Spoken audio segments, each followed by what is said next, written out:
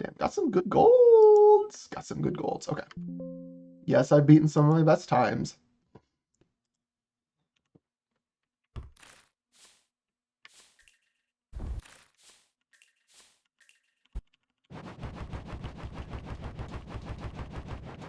Aw, we get the sideways bonk. This is so sad.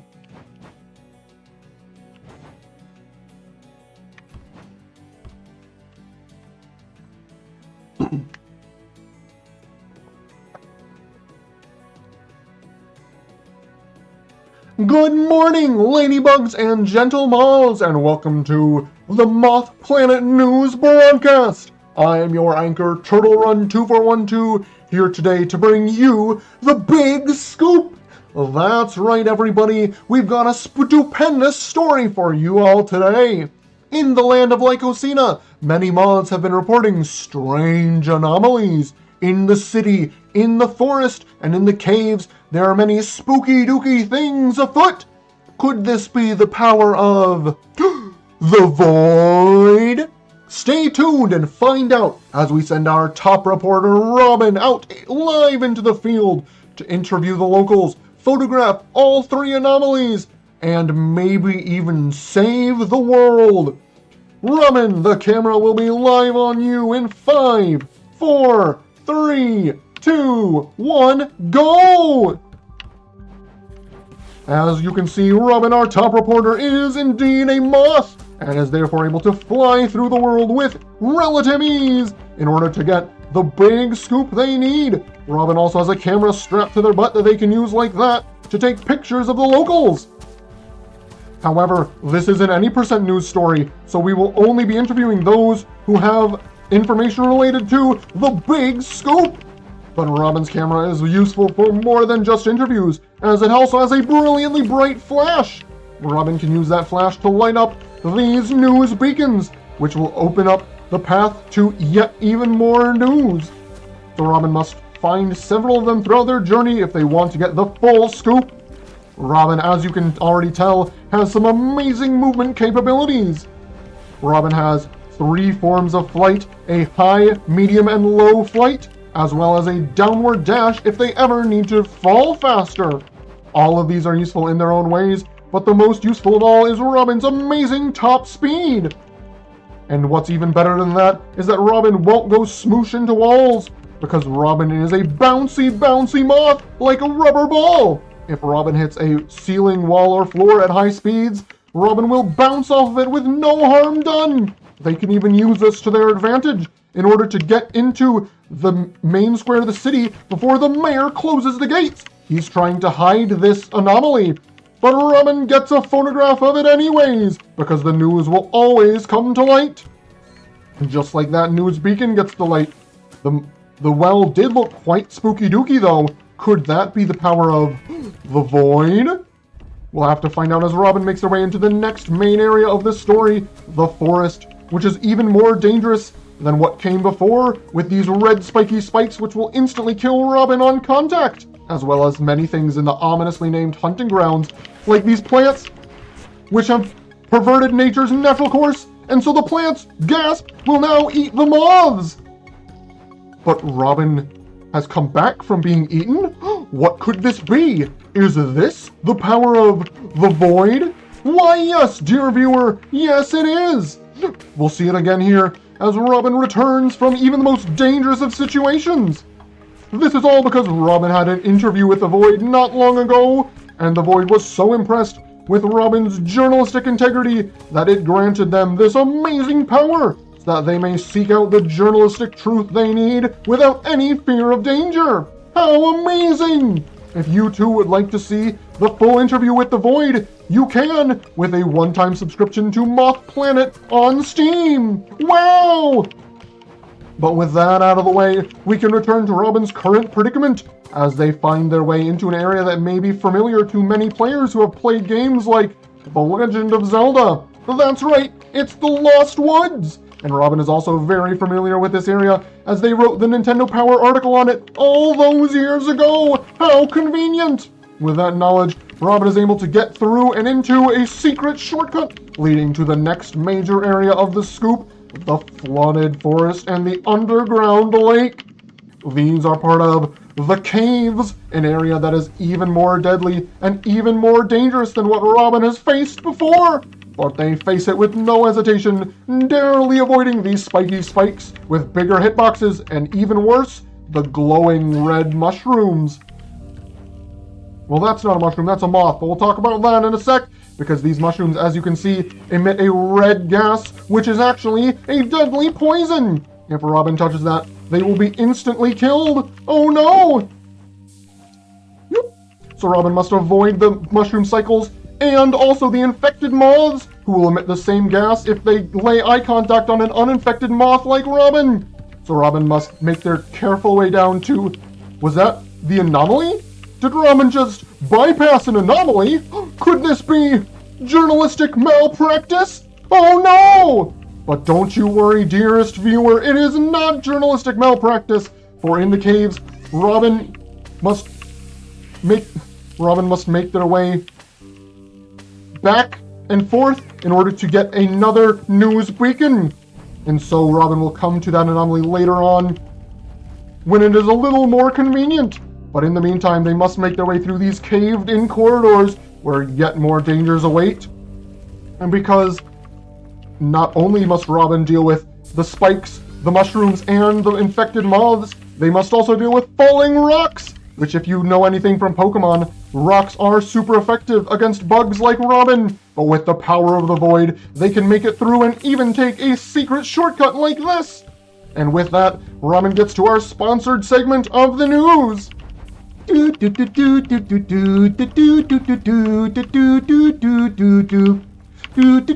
my god, I did it again.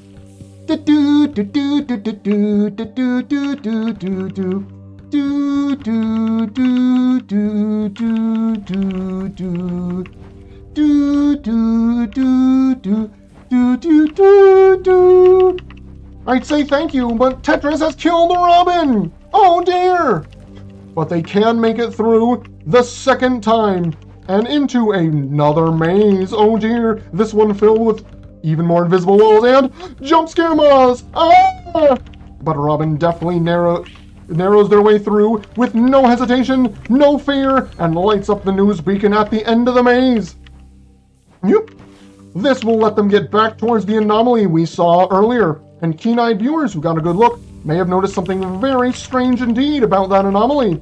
It was a statue depicting a creature with 8 legs, which is very weird as moths only have 6. What could this anomaly possibly be? Robin will have to find out as they make their way through this dimensional rift and into the final area of this scoop, the Spooky Dookie Mansion. As you can see, the mansion has many devious traps, like these cobwebs which slow Robin down, spikes that pop out of the ground, and eyeballs which shoot fire to try and burn our reporter alive! Yes! Whoever owns this mansion certainly has a lot to hide, but Robin makes their way in with no fear, for they will never let the truth go hidden for long! So into the East Wing they go, where they will also begin to have to fight back against the mansion's greatest defenders, these void eyeballs, which if they see Robin, will attempt to spit out an inky laser of death at them. Oh dear!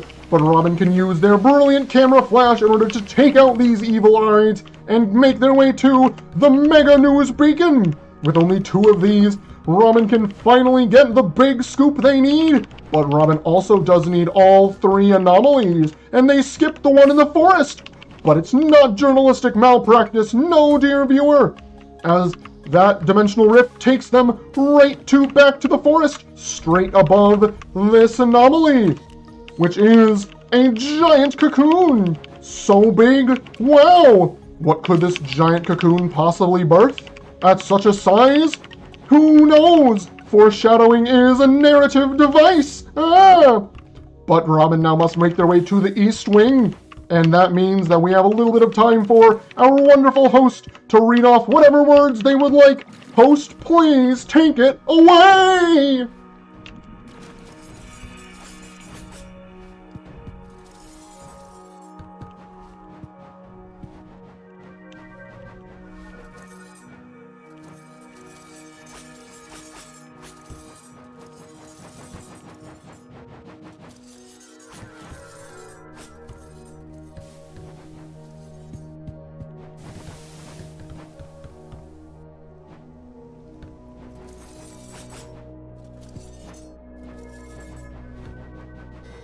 Thank you to our host for those wonderful words, but we now get back to Robin's adventure as they face off against another set of these evil eyeballs. 3 of them, and Robin deftly makes their way and defeats them in order to light up the mini news beacon and the mega news beacon. But before we can get into the big scoop that Robin so desires, there's one more thing I want to talk to you about, dear viewers, and that is Robin's camera work. Robin is no amateur. Robin is a professional photographer, and thus will always make sure that their shots could be front page material. That means when the button is pressed, they take a moment to line up the shot, make sure the lighting and angle are perfect, and that means that the flash that can save their life will not come out right away, and they must time it very well. But at the end of this hallway filled with ominous moth ghosts, what will Robin encounter? Warning, the following boss fight contains arachnophobia. Viewer discretion is advised. Yes, indeed, for at the end of the mansion, Robin finds a giant spider brimming with the power of the void. And while Robin would like to interview this menacing monster, the spider wants to kill Robin. Robin must fend off its evil eyes once again, as the spider uses the power of the void to teleport Robin between the different areas that they've seen in this adventure, like the forest, the caves, and the spooky dooky mansion.